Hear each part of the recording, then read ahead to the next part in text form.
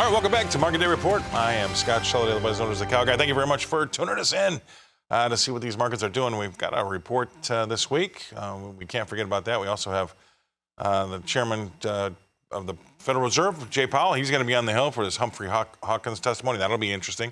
We're going to get a non-farm jobs number at the end of this week, and we've got a big acreage report at the end of the month. So there's no rest for the weary, as they say. Why don't we take a look and see how these markets are digesting everything as we speak. We're going to go right to the May boards.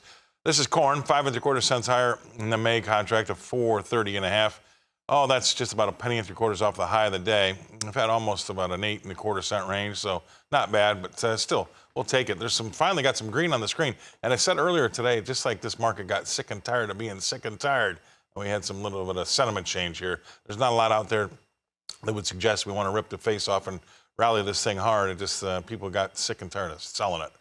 They called it hate selling last week, which I think was pretty good. 3 3/4 cents higher in that D's contract of 4.63, 3 ticks off the high of the day there. Let's go to the soybeans. 11.5 cents. Oh no, let's go to 12 cents higher in that May, 11.63 1/4, a penny off the high of the day, and we've had about a 13-cent range. How about that? And we've got let's go out to SEP. That's up 9 1/4 cents to 11.54 3/4, and that's just a half cent off the high there. We go to the wheats in Chicago. Chicago wheat, that's up 4 3/4 cents in that May contract. 5.62 is last there. And that's still about, 5.5 cents off the high and about 9 cents off the lows. So there you go. 4 cents higher in the D's if you go all the way out there. 5.88 3/4 is last. And that is about about 5 cents off the highs there. 4.5, now 4. All right, that's wheat in Chicago. Let's go to the Kansas City wheat. That's the hard red. 9.5 cents higher in that May contract. 5.74 is last. And that's 3 3/4 cents off the high of the day and about 7 cents off the low. If we go out to the D's, that's 6 3/4 cents higher at 5.89 1/4. And that too is about 3 cents off the high of the day. And we've had an okay range over there. I'm going to call that almost about 13.5 cents. How about that? All right, that's the hard red in Kansas City. Let's go up to Minneapolis.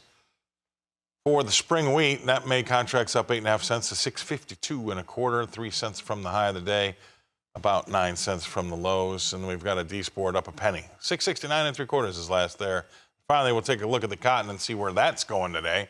That's been all over the shop, right? We've got a 2-point lower board in that May to 95.55.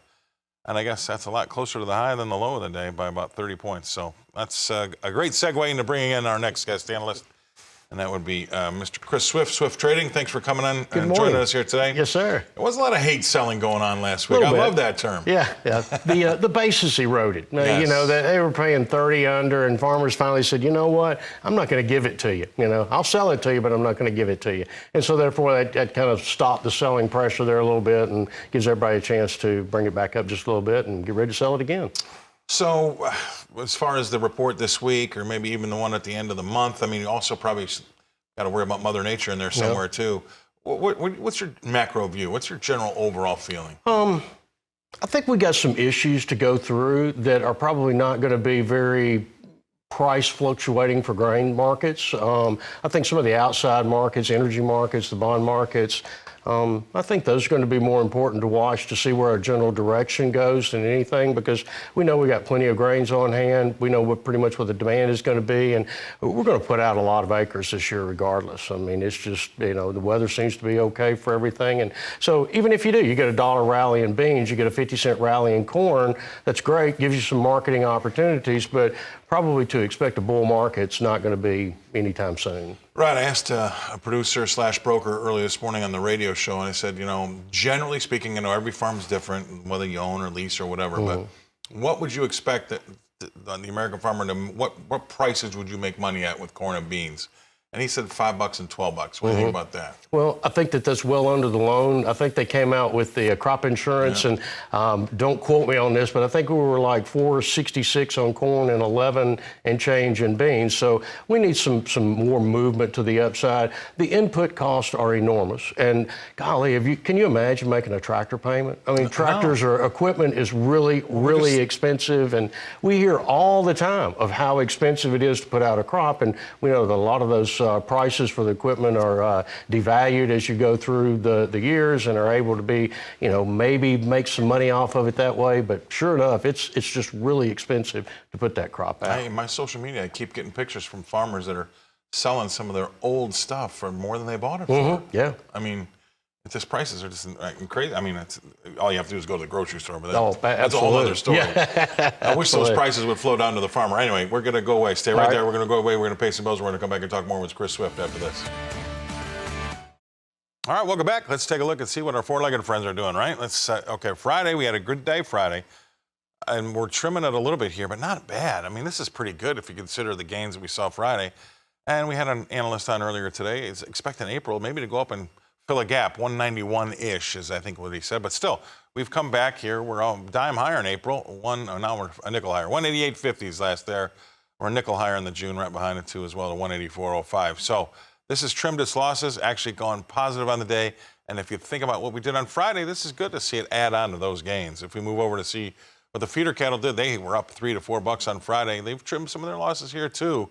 So these things look to be maybe making another move. We'll see. But let's go right to the April. That's only down 72 cents now. 67 cents now. Maybe I should keep talking. 67 cents lower at 257.32. Not bad. If you go all the way out to September, that's down double nickels. We call that 55 on the floor. 269.87 is last in the feeders. Then finally, get to the lean hogs. We got about 120 seconds left for our guest. We'll go to the April. That's down 87 cents to 87.20. But look at some of those prices. 101, 103, and 102. June, July, and August. Some pretty good going. All right, Mr. Swift Yes, Trading. Chris, thank you for sticking around. Yep. This is right down your alley. What do you think about these prices? Well, we're mitigating prices right now. We're unsure of what kind of damage that the fires are causing right now. We know it's causing some kind of damage there, and probably going to be long-term damage because these are cows and calves that we're primarily impacting. But yet, when we look at what's happening today, excluding all that, we've got higher carcass weights again, week over week, year over year. We've got a tremendous movement of feeder cattle and stockers right now that we generally don't have this time of year. Clearly, that's from catching up from 4 or 5 weeks ago when we had the January storms, but they're still more elevated because we had more cattle on feed than what we thought we had, and now we're even marketing more. And as cattle are always in transition, they're always headed for that slaughter plant there. Now we understand that there's going to be even more of them over these last 2 to 3 weeks. We have increased the volume of sales. Therefore, we look out 5 to 6 months out there, we'll probably have more product to be marketing then. So, I mean, I'm smelling you're saying there's a little pressure coming around the corner. Is Well, that right? there very well could be, and we've got boxes now back at 305, 306, so that's really impacting margins to grocery stores and restaurants. And, just recently, we've gone out to eat a couple of times, and we didn't get turned down on reservations.